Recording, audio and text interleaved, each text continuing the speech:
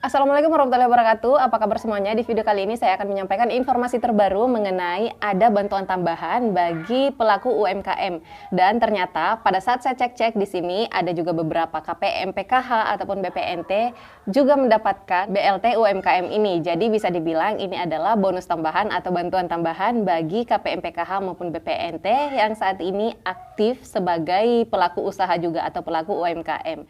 Lalu bagaimanakah mekanisme pencairannya dan sampai kapan batas waktu pencairannya? Simak video ini sampai habis dan jangan lupa dukung channel ini dengan cara klik like dan share ke seluruh sosial media yang Anda punya, serta klik subscribe dan juga aktifkan lonceng notifikasinya agar tidak ketinggalan dengan setiap informasi mengenai bantuan sosial yang saya sampaikan di channel ini.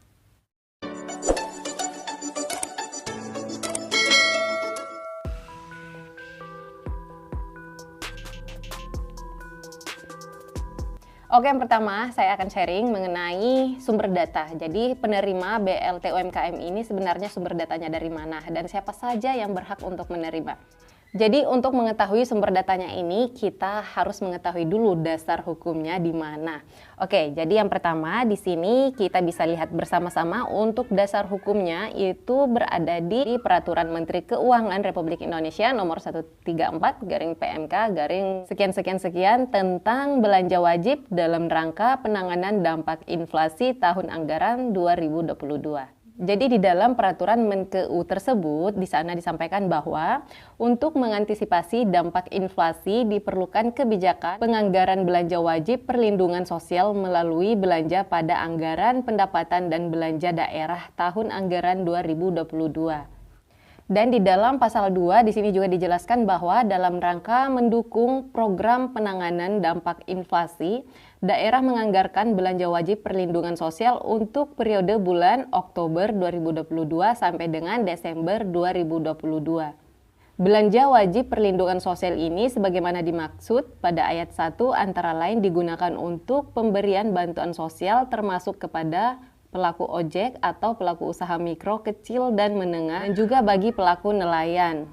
Nah, jadi itu untuk dasar hukumnya ya, berada di Peraturan Menteri Keuangan Republik Indonesia nomor 134 tahun 2022 pada bulan September. Peraturan Menteri ini dikeluarkan pada saat adanya kenaikan harga BBM subsidi pada waktu itu, sehingga pemerintah pusat atau Menteri Keuangan mengeluarkan peraturan ini agar pemerintah daerah mengalokasikan sebagian dari anggaran daerahnya untuk diberikan bantuan kepada pelaku usaha atau bagi yang berprofesi sebagai ojek online dan juga bagi pelaku nelayan. Nah, saat ini yang sedang berjalan, sedang dilakukan proses pencairan bagi masing-masing penerima bantuan sosial, itu dikhususkan terlebih dahulu bagi pelaku UMKM atau bagi pelaku usaha. Dan untuk sumber datanya, itu ada yang berasal dari DTKS dan ada juga yang berasal dari non-DTKS. Jadi simpelnya masyarakat yang berhak untuk mendapatkan bantuan sosial BLT UMKM ini adalah semua masyarakat, entah itu masyarakat penerima BPNT atau PKH atau masyarakat umum yang datanya belum ada di dalam DTKS, asalkan ia memiliki usaha atau bagi pelaku UMKM dan pernah mendapatkan bantuan usaha 2 tahun belakangan ini. Jadi sekitar tahun 2020 dan tahun 2021 kemarin ia pernah mendapatkan bantuan usaha dari Dinas UMKM setempat. Jadi datanya aktif di sana, masih aktif sebagai pelaku usaha dan data-datanya masih ada di dalam Diskoperindak atau Dinas UMKM tersebut, sehingga nama-nama inilah yang dikeluarkan dan diberikan bantuan BLT UMKM namanya. Dan ternyata sebagian data-data yang masuk di sini adalah data-data penerima BPNT dan juga penerima PKH yang memiliki usaha dan yang pernah mendapatkan bantuan UMKM sekitar 2 tahun belakangan ini antara tahun 2020 dan tahun 2021.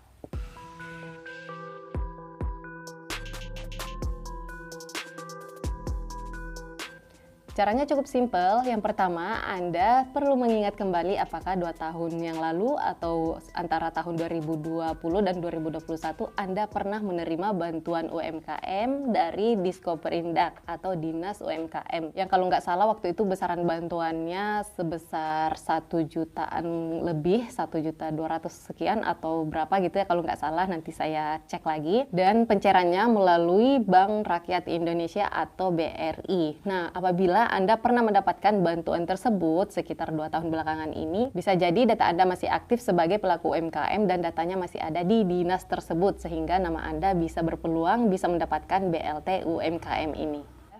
Kemudian cara yang kedua, silakan Anda bertanya kepada pemerintah daerah setempat. Karena untuk saat ini ya, kalau di wilayah saya, sudah di-share kepada masing-masing pemerintah daerah setempat. Dari pemerintah daerahnya lah atau melalui RT-nya akan menyampaikan kepada masyarakat tersebut. Tapi apabila Anda merasa pernah mendapatkan bantuan UMKM namun belum diinformasikan melalui pihak RT-nya, Anda boleh datang langsung ke Diskoperindak setempat, Dinas UMKM Kabupaten, untuk menanyakan apakah nama Anda terdaftar aktif sebagai penerima BLT UMKM ini.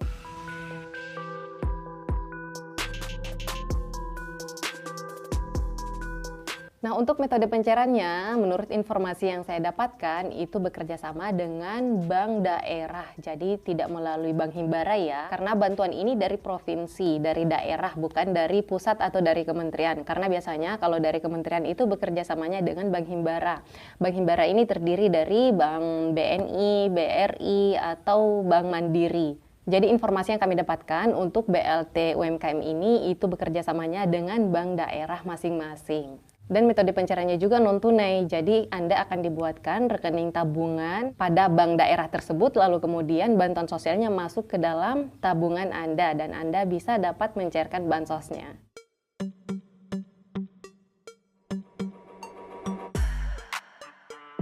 Untuk besaran bantuannya itu sendiri, kalau untuk di daerah Kalimantan atau di Pulau Jawa dan juga di Pulau Sumatera, itu besaran bantuannya Rp600.000. Tapi kalau untuk daerah-daerah lain, kami belum mendapatkan informasi. Bisa jadi ada sedikit perbedaan tergantung dari kebijakan pemerintah daerah setempat.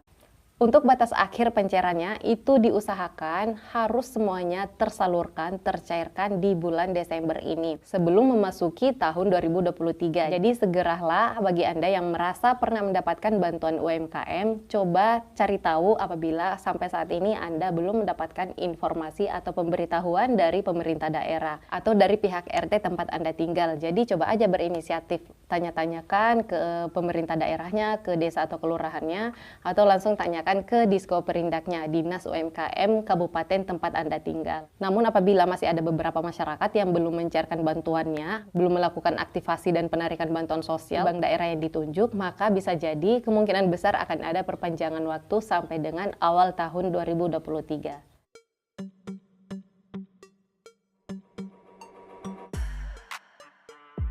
Nah, sebenarnya data-data yang masuk sebagai penerima bantuan sosial ini seperti yang saya jelaskan di awal-awal tadi, itu adalah data-data yang sudah aktif datanya atau terdaftar sebagai pelaku UMKM dan pernah mendapatkan bantuan UMKM di Diskoperindak kabupaten atau kota tempat ia tinggal. Jadi kalau Anda mau mendaftar baru, coba cari-cari informasi melalui websitenya Dinas UMKM atau Diskoperindak setempat, lalu kemudian di sana biasanya setiap tahun ada peluang, ada dibuka pendaftaran bagi pelaku UMKM agar bisa mendapatkan bantuan usaha atau bantuan tambahan untuk modal usaha ya. Jadi bukan bantuan usaha yang jumlahnya sangat besar ya. Untuk tambahan biasanya sih untuk jumlahnya itu 1 jutaan ke atas, dan itu ada periode-periodenya juga. Jadi apabila ada peluang, ada kesempatan dibuka untuk pendaftaran bantuan bagi pelaku UMKM, silahkan langsung mendaftarkan diri agar kedepannya apabila ada bantuan-bantuan BLT seperti ini, bantuan-bantuan tambahan seperti ini, Anda juga berkesempatan untuk bisa mendapatkannya.